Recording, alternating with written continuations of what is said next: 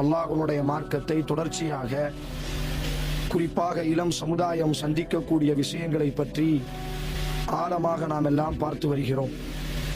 அதனுடைய ஒரு தொடர்ச்சி தான் இன்றைய தினம் நட்புகளை பற்றி, நண்பர்களை பற்றி நாம் பார்க்க இருக்கிறோம்.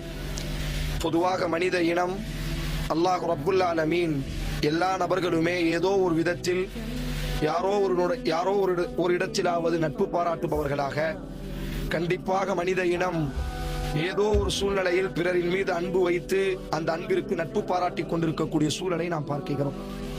இஸ்லாம் இந்த நட்பினுடைய விஷயத்தில் கொஞ்சம் அதிகமாகவே கவனம் செலுத்துகிறது.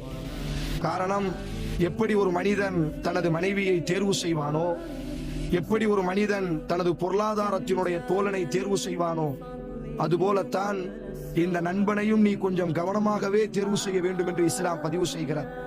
நீங்கள் குர்ஆனை படித்து பார்த்தால் சில உறவுகள் அல்லாஹ் ரப்புல் ஆலமீன் இவ்வுலகத்தில் வேண்டுமேயானால் இணைவதை போன்று, சேர்ந்து வாழ்வதை போன்று தோன்றினாலும் நாளைக்கு மறுமை வரை அந்த உறவுகள் தொடரும் என்பதாக அல் குர்ஆன் பல இடங்களில் பதிவு செய்கிறார். அதில் கணவன் மனைவி என்ற அந்த உறவை பற்றி அல்லாஹ் பதிவு செய்யும் பொழுது, ஏதோ இன்றைக்கு நாங்கள் திருமணம் முடிக்கிறோம், ஏதோ சம்பிரதாயம் சடங்காக வாழ்ந்து கொண்டிருக்கிறோம் என்பதாக நாம் நினைத்தாலும் நாளைக்கு மறுமையிலும் யார் சிறந்த கணவன் மனைவியாக வாழ்வார்களோ இவ்வுலகில், நாளைக்கு மறுமையிலும் அல்லாஹ் ரப்புல் ஆலமீன் ஃபதுகுலுல் ஜன்னத அன்தும் வ அஸ்வாஜுகும் துஹ்பரூன், இந்த சொர்க்கத்தினுடைய பூங்காக்களில் நீங்கள் நுழையுங்கள், உங்களினுடைய மனைவியினுடைய கரம் பிடித்து நீங்கள் நுழையுங்கள் என்பதாக அல்லாஹ் ரப்புல் ஆலமீன் அந்த மனைவி என்ற அந்த உறவு இவ்வுலகத்தோடி முடியக்கூடிய உறவுகள் அல்ல, நாளைக்கு மறுமை வரை தொடரக்கூடிய உறவு என்பதாக அல்லாஹ் அல் குர்ஆனில் பதிவு செய்கிறார்.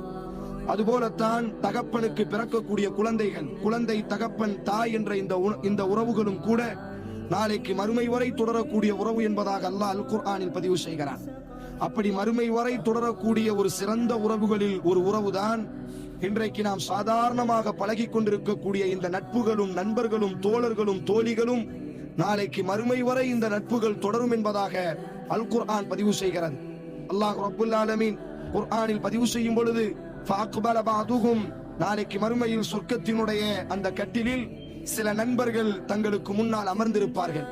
எப்படி இந்த உலகத்தில் அவர்கள் தங்களுக்கு முன்னால் அமர்ந்து கொண்டு பேசிக் கொண்டிருக்கிறார்களோ, எப்படி தங்களுக்கு முன்னால் இவ்வுலகத்தில் எதிரும் புதிருமாக அமர்ந்து கொண்டு தங்களினுடைய வாழ்க்கையினுடைய கனவுகளை உரையாடுகிறார்களோ, அதுபோல நாளைக்கு மறுமையில் யார் இந்த பூமி பந்தில் சிறந்த நண்பர்களாக இருந்தார்களோ, அல் குர்ஆன் எப்படிப்பட்ட நட்பை வரவேற்கிறதோ, அஸ்ஸுன்னா எப்படிப்பட்ட நட்பை ஆர்வமூட்டுகிறதோ, அந்த நட்பின் அடிப்படையில் யார் பயணம் செய்வார்களோ, நாளைக்கு மறுமையில் அதே சொர்க்கத்தில் இப்பூமி பந்தில் வாழ்ந்ததை போன்ற